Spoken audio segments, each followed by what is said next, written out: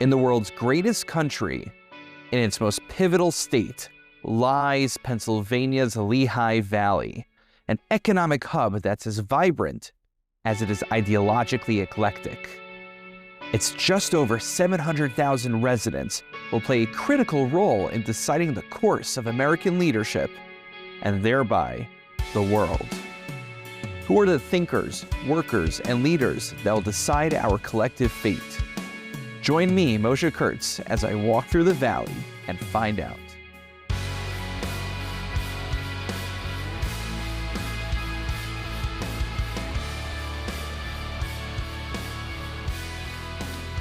Welcome, my friends, and thank you for joining me today as I walk through the valley with Pastor Alex DeJesus of the Bridge Church of God in Allentown, Pennsylvania.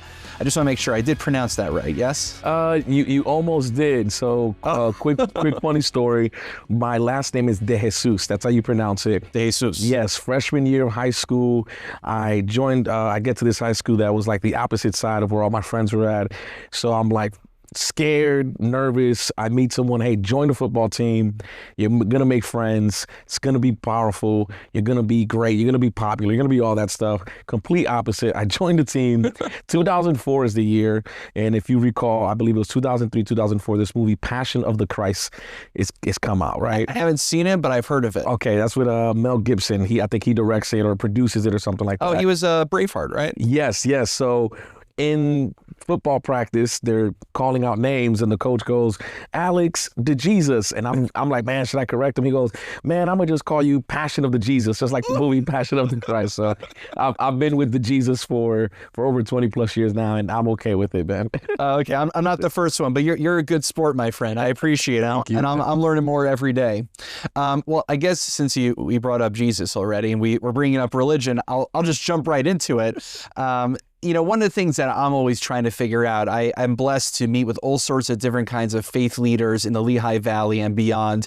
And I understand that within Christianity, I'll tell you what I know, and then you'll fill in the rest for me. I know about the Eastern Orthodox. I know about the Roman Catholics. I know there was the Protestant Reformation. I learned that in school. And once you get to Protestantism, it gets a little bit confusing for me, the breakdown. Now, I'm not asking for an entire, university level course, but, where do you figure into this? So that's a great question. So we fit into what is known as a Wesleyan Pentecostal theology, meaning it's more of this Western point of view. It is culture to where, I would say one of the core things, at least in our denomination, John Wesley, right? That theology, that type of tradition. What is the John Wesley theology? So John Wesley, so there's a lot, right? There's a lot. There's because you have Protestant, and it goes deeper into, whether you're Reformed or this. We're going down the rabbit hole. Oh yeah, we are. And we only just started the podcast. I love it. And I guess I would fit into, because I learned this a couple years too. I told someone, I'm like, oh yeah, I'm charismatic. In Spanish, you're charismatic. I'll yes. give you that. So I'm referring to charismatic in the sense of, man, I just have a lot of charisma. And then I didn't realize there was this whole charismatic movement. And then they misunderstood. They were like, oh, we heard that you're charismatic. And I'm like, yeah, I'm high energy. They're like, oh, we thought you were part of this. I'm like, no, I'm just. Wait, there's a theology that's based around charisma? Yeah, charisma, which is, I don't know if you ever heard of this, but that's based on this charismatic of, everything spontaneous, the prophetic, the laughing in the spirit is a branch of just the gifts and the movement of the Holy Spirit that we believe that is just very spontaneous. There's no order, there's no real liturgy. It's just kind of like we're just running with it. So I've seen videos of people that during a service they'll kind of have these, and I want to say this in a respectful way, they'll kind of start to shake, almost like I hate to say it's like a seizure or kind of. I'm trying to be very respectful about it. Oh, no. I mean, that's the way social media tries to show, but I'm sure there's more of a thought process. It is what, right? And that's we can go, man, we can do probably the whole podcast on this. Oh boy. On what is the movement or the baptism of the Holy Spirit. And that's something even within me, I will confess this is not a private issue. It's a public matter that I've discussed with people in my denomination and out of my denomination. I grew up in that. I grew up in when we received the Holy Spirit, as you refer to it, is this seizure, this movement, something that to the outside person may be like, okay, what's happening right now? Do we need to call the ambulance, or is this normal? However, I view it a little bit different. I feel that the baptism of the Holy Spirit, yes, people do respond to it that way. Even in my church, you may see that, but to me, it's so much deeper than that. I believe it has to really go with the fruit of the Spirit. You know, what are we producing? We look at it. There's 9 things, right? Is there patience? Is there joy? Like if there's all these things that are not reflecting the Spirit within you, then that is more emotional, right? That's more someone listening to music and they just got caught up in the moment. However, it's something that we do embrace because people do react different. Some people feel like they need to shake and move it off. Some people cry. Some people just get on their knees and just start crying. So it's different for everyone. Yeah, and in Judaism, we have our fair share as well. We have something called shuckling, which is during prayers, you'll see people swinging back and forth. Okay, yes. There's a little bit of debate as to whether it's a deliberate religious expression or whether it's really hard. There's something called the Amida prayer, in which we put our feet together and we stand still for what could be like 10 minutes straight in silent prayer. So some of us like me, you know, I'm the kind of guy who could use like a fidget spinner or something. So to stay still for a while is just very difficult. So hence I'm moving my body back and forth. Yeah. But I think some people developed it into a theology of its own. Yeah. And so we've got our own fair share. Yeah. And it just goes on and on. But yeah, Wesleyan Pentecostal theology, you know, his Spanish Pentecostalism, which, you know, can go on and on. But yeah, I see the wheels turning. So. Oh, you know, because I've had the opportunity, you know, you do a great job marketing your church and your ministry on social media. And, I've taken a look a few times at the services that you guys do. And something that really fascinated me, and I think is remarkable, is that you're able to pull off a bilingual service, that you're able to do something in English and Spanish. And I think there's another pastor or woman that you work with. Yeah, so she is one of our ministers in the church. What's her name? Her name is DeJesus. So we have 2 of them. It's DeJesus and Maria, and we have another man. His name's Steve. But lately he hasn't been able to just do some family circumstances. You know, his sister-in-law passed away. Some things happened. So it's the last 4 or 5 months have been very difficult for him. So he's just been kind of sitting and receiving. However, we have 3 or 4 translators, but those are the main 2 that you see, especially this last 6-7 months. And yeah, so they translate. They're next to me translating 98% of what I'm saying. The other 2%, it can get lost a little bit. That's right. I don't know the Spanish, but I know the English, and it's so seamless how you guys play off each other. I wish maybe I could somehow take a clip and put it into the podcast so people could hear what I'm talking about. Yeah. We'll see if we do that. But how do you actually prepare something like that? So the way we prepare, one is experience. We've been doing it for so long that it's almost a second nature in our church culture of transit. So there was a big shift years ago where we have this, the Hispanic church that's in all Spanish, but then now you have the 3rd, 4th, 5th generation kids being born. I'm being one of them, right? In a sense of my parents were born in Puerto Rico. They come to Connecticut. I'm born in Connecticut.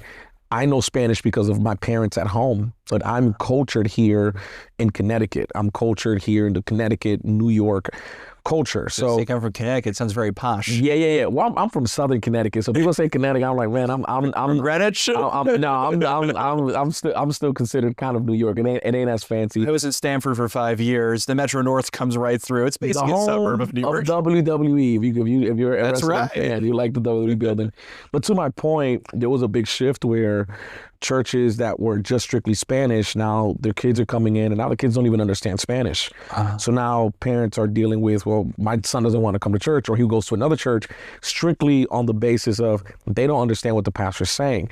Hey, can we translate the music? Can we just incorporate more English music? And you'll see that a lot. There's a lot of English music that it's now in Spanish or people translate. And then that shifted into the pastor needs to be translated.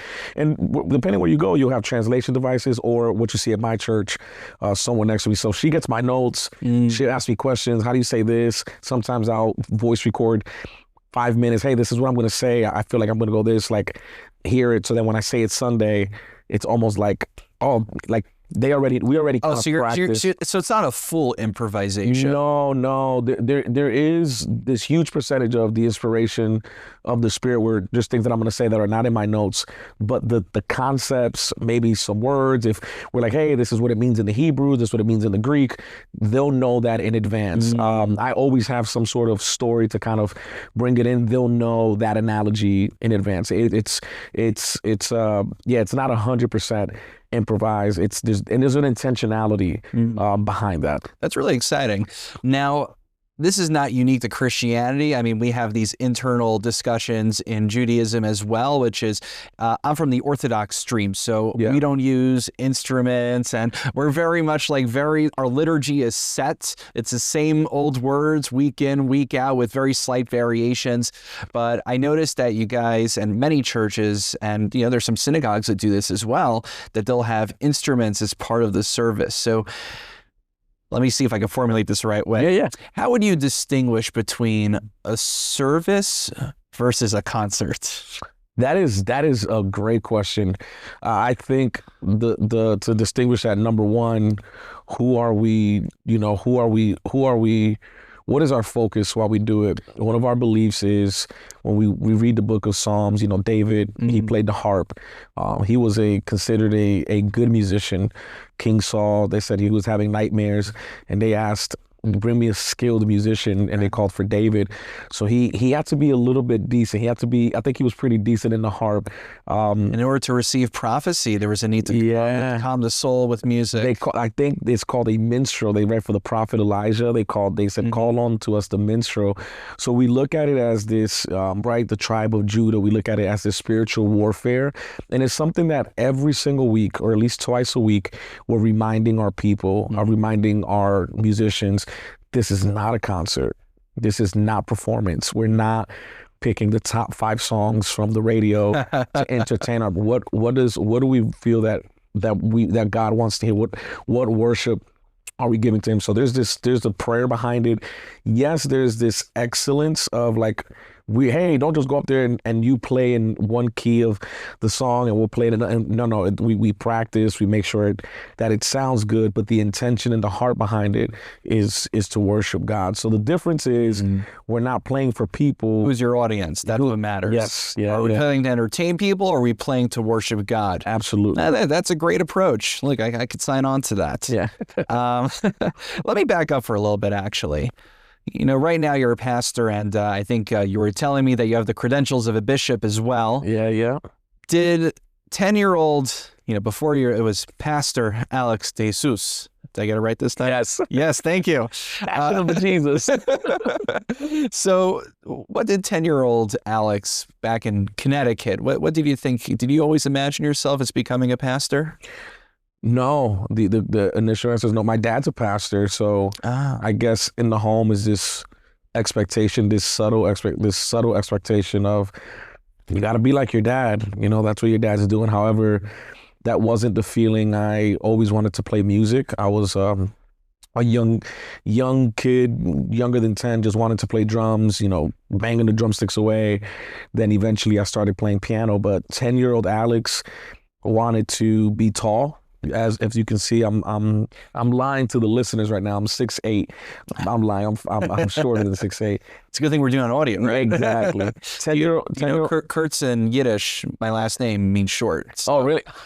So you could call me Shorty, I guess. No, that's funny. 10-year-old Alex wanted to be an athlete, wanted to be a musician, wanted to, in my lens, I wanted to be normal. I didn't want to be a pastor. I didn't want to be churchy. I just wanted to be like all my friends with, in my eyes, normal lives, not this church thing. I just want to play basketball and play drums and be regular like everyone else. That's what 10-year-old Alex would say. So where did everything go wrong? Or go right. I'm just joking. There's no such thing as no one has a normal life. Right? It's like what I call normal may not be normal to people. Later on in life, hearing my friends say, man, we were all wishing to be like you. And I'm like, man, I wanted to be in your house. But It shifted when I was about 19 years old. I moved here to Pennsylvania. I had an encounter with the Lord where I really wanted to take Christianity serious and my studies serious and start the track of pastoring, which was 11, well, no, more than 11 years ago, but 11 years prior to me pastoring. And I went to seminary, went to school, sat under other pastors, worked in church offices. So learned the administrative side, learned, being in church meetings to talk about church scandals, church finances, church admin. Did that for 11 years before the opportunity came. It's not just theology; it's all the business stuff. It's all It's my favorite theologian, and I think I mentioned to you this last time we spoke. Karl Barth. His theology was one hand I have the Bible, the other hand I have the newspaper. So it's just like, you have to have your theology, but how do we praxis, right? Praxis. Yeah. But praxis, how do we practice this? And for me, I learned a lot behind the scenes of learning how to deal with people, right? You can preach to them, but people have real problems. They're going through real things. And I don't know if I can give them a Hebrew word to counsel them more than I can just, hey, let's talk this out. Let's shepherd them. Yeah, and I actually want to understand your congregation and kind of the broader community you're involved in. Absolutely. To the listeners, they should know we originally met at the Allentown School District Superintendent Interfaith Council. Did I get it right? Yeah, you did. Okay. Shout out to Dr. Burke. She might be on the podcast down the line as well. So we'll need to think of a nice acronym for that. I was thinking it now. Like, I don't know if I'm going to get a good one, but yeah.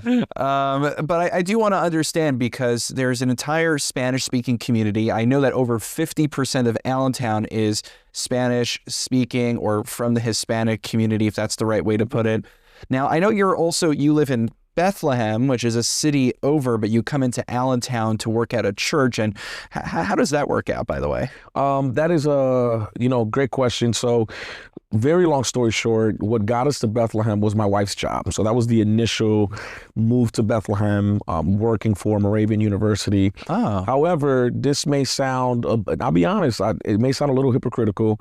When we started pastoring Allentown, I told myself there has to be a boundary between me and the city and the people we're pastoring. That, we almost moved right next door to the church. We had an apartment that was blocks away. I told my wife, if it snows, we don't have to worry about driving. I'll walk. Like, we were that close. And then when the bathroom's broken at the church, they come knocking on your door. Correct. And, I also, first and foremost, I have my family that I got to take care of and my mental health and all that. So as much as I love the city and everything that I want to do, there at some moment, I'm not Superman. I'm not God.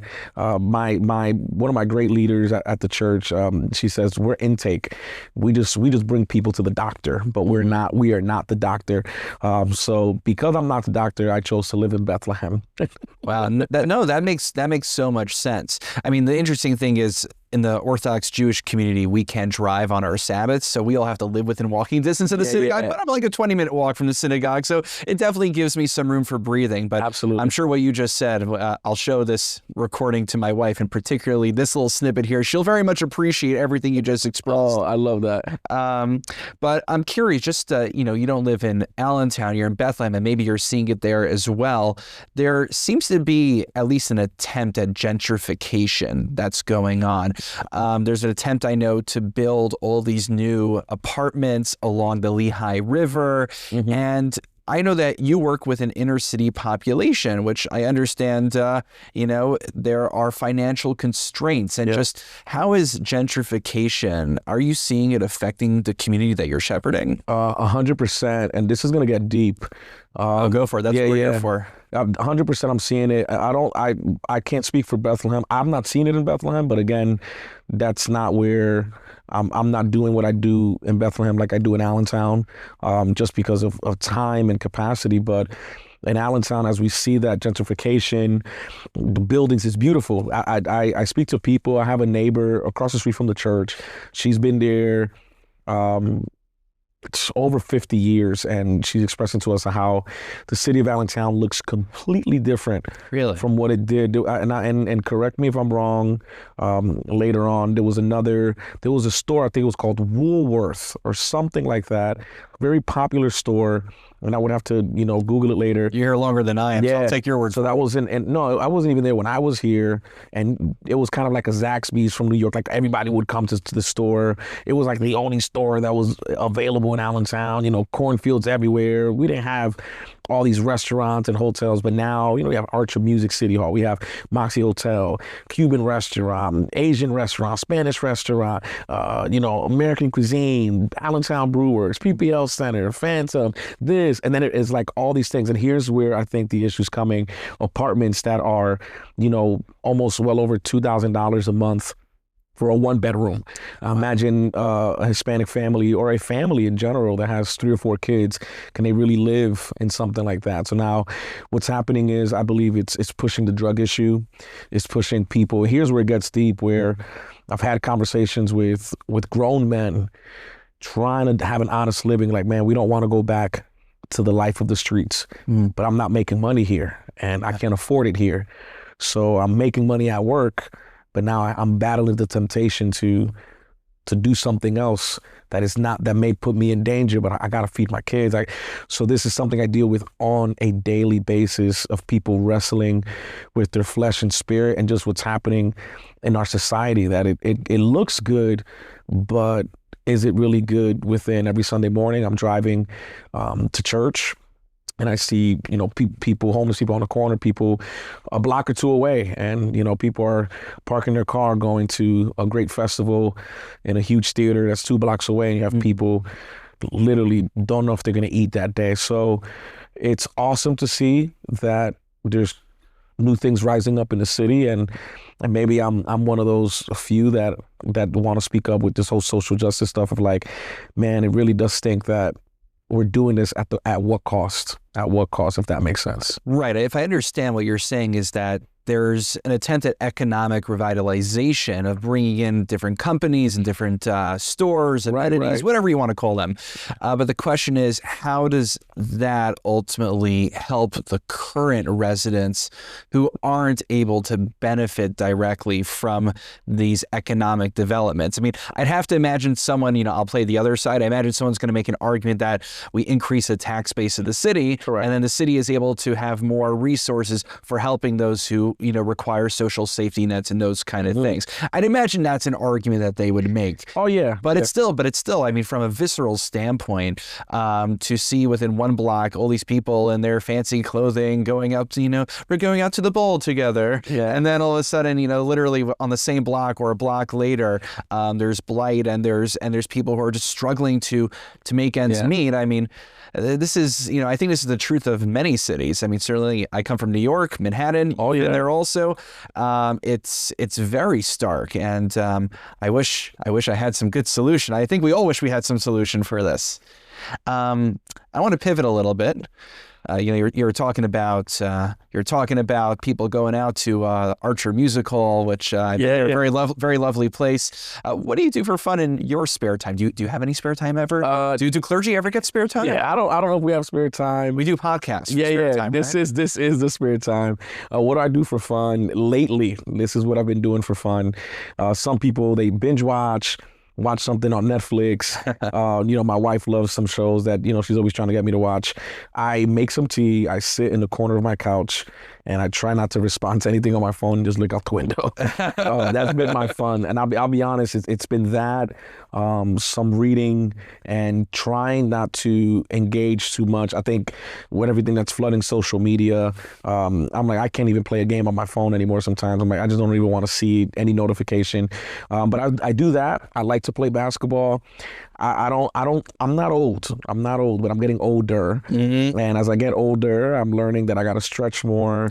Now my basketball turns into, I'm running a little bit slower. So I'm with you. I've already had to go to PT at some point. And it's just too early in life to have to do that. Yeah. I think it's all those years, you're hunched over a book or your phone or something, and they have to correct that. So I would say that just reading, quiet time, and when I can now, here in the Northeast is tough sometimes, but outside playing some basketball. Right.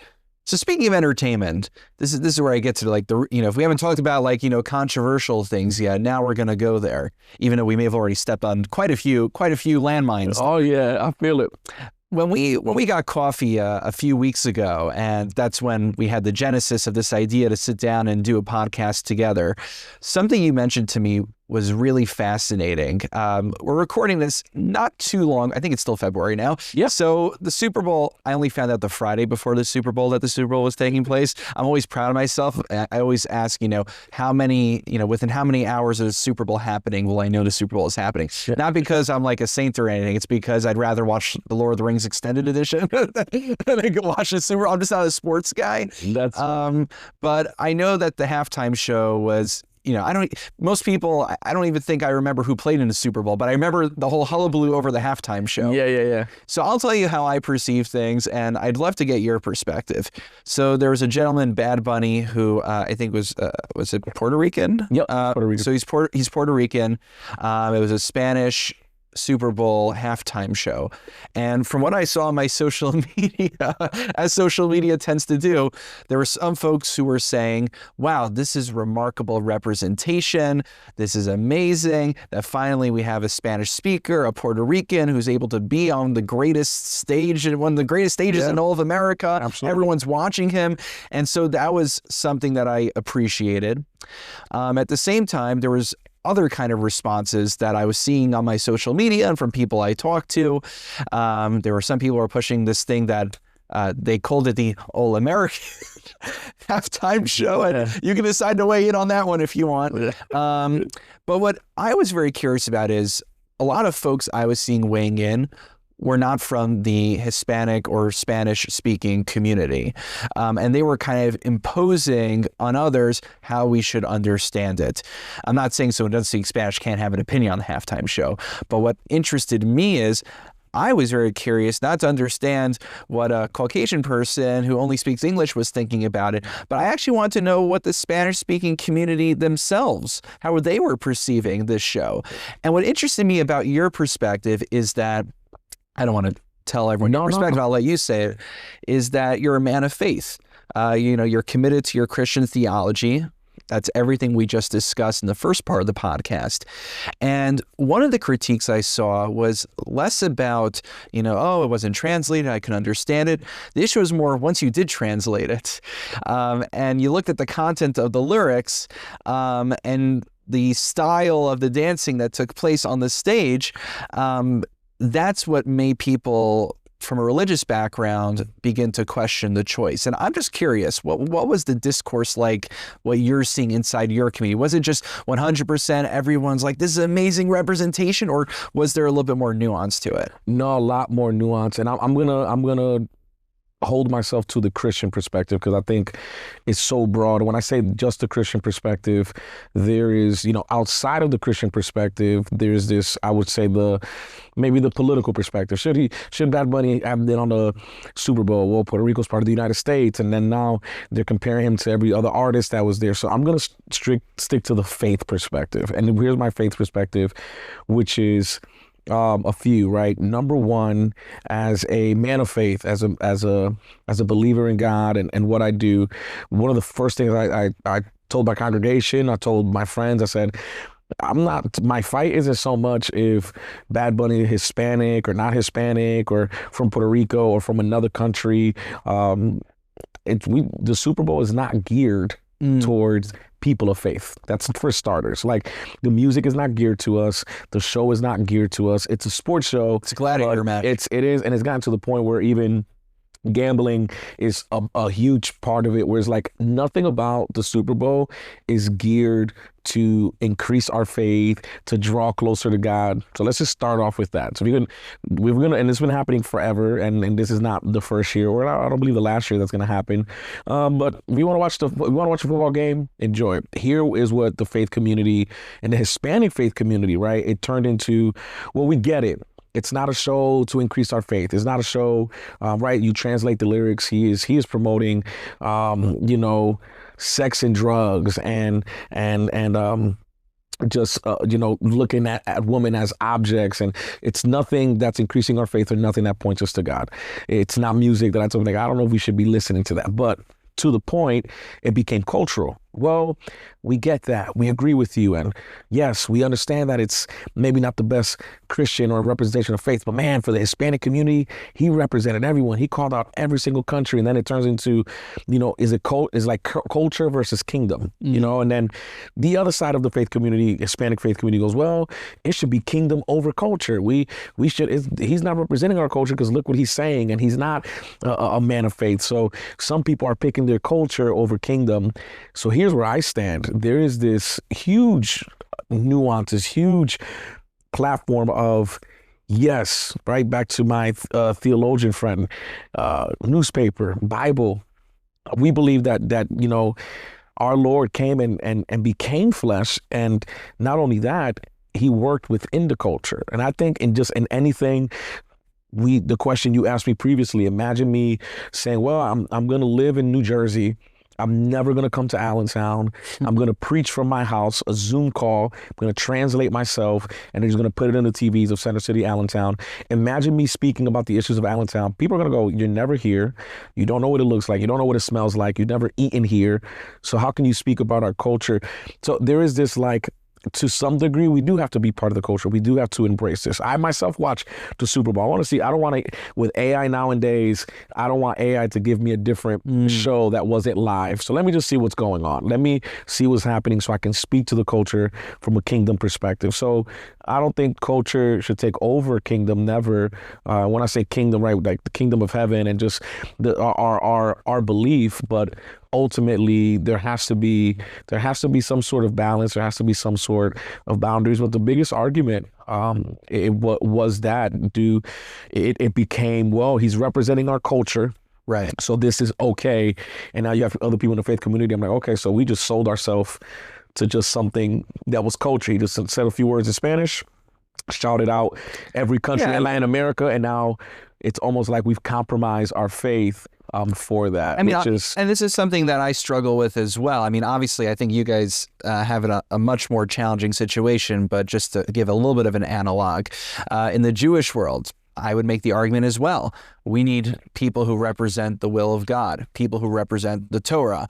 But, when I see Leonard Cohen or I see some Jew who has his bagels and lox and he's on a big stage, so I say, well, he's not exactly a representative of the Jewish faith, but I guess I'll take the win. At least we get some sort of representation in the world. Is that the representative I would have wanted? Probably not. But if they're not doing anything too bad out there, I guess I'll take the win where I can. Is that the kind of perspective that you're having? Yeah, it definitely is. It's like, okay, well, it's good for the culture, right? Right. But then at some point, and this is where I lose some friends along the way, it's like, I don't think it is. And I'm not going to stand there just for the sake of the culture, right? And I love my culture. Yeah. But ultimately for me, it was much deeper than, like you said, was it the best representative? I didn't look at it that I tried my best to you know what? It's a Super Bowl show. It's cool that we had someone speaking the language and shouting it out. But then again, it's like, is this the best representation?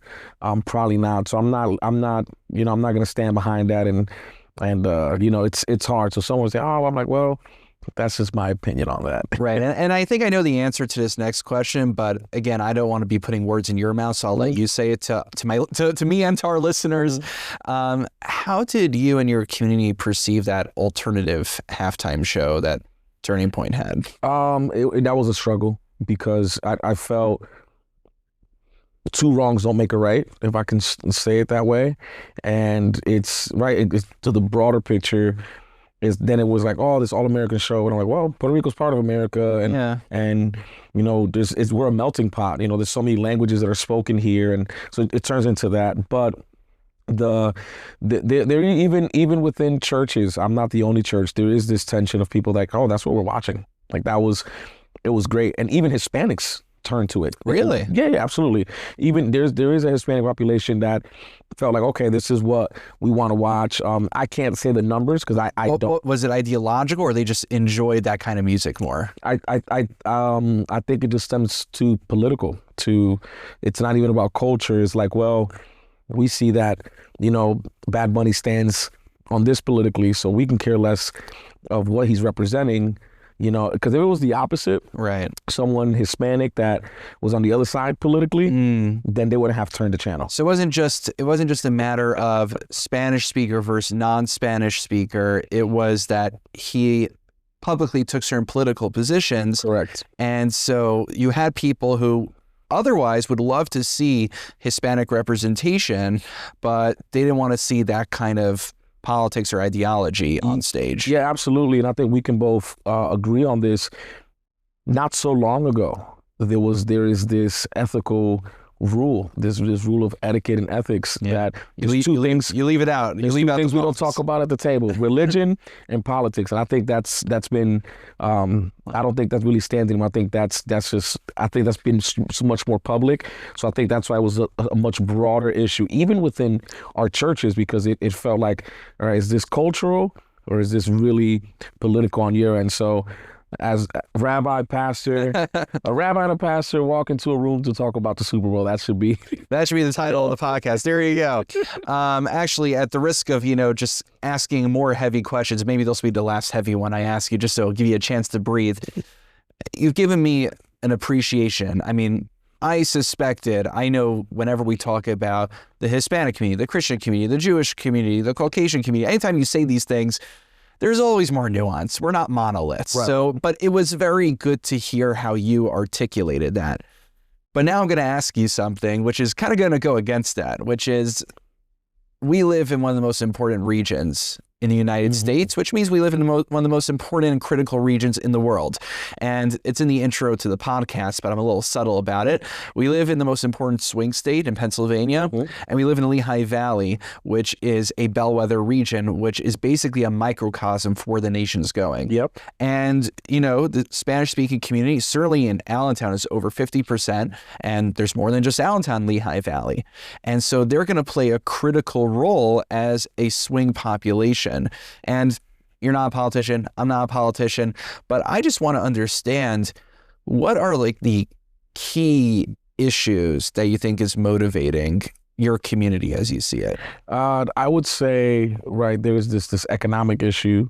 There is this issue of social justice, of injustice, especially, right, we could talk about immigration. That's a whole other world that. And no worries, we do have some podcast episodes coming up where some folks will talk about it. I love it. So if you don't go into all the ICE stuff now, don't worry, there are other people who will be coming on to talk about it. And that's an issue where, even people that are, I want to be careful, right, that are within our proximity, that are scared, are dealing with that, right? It's a lot closer to home. So there is this tension of that social justice, social injustice, especially in the Hispanic community. And I think one of the biggest things that we struggle with is there's a scripture in the Bible that says that my people perish due to lack of knowledge. And I'm big on that. I want to educate my community.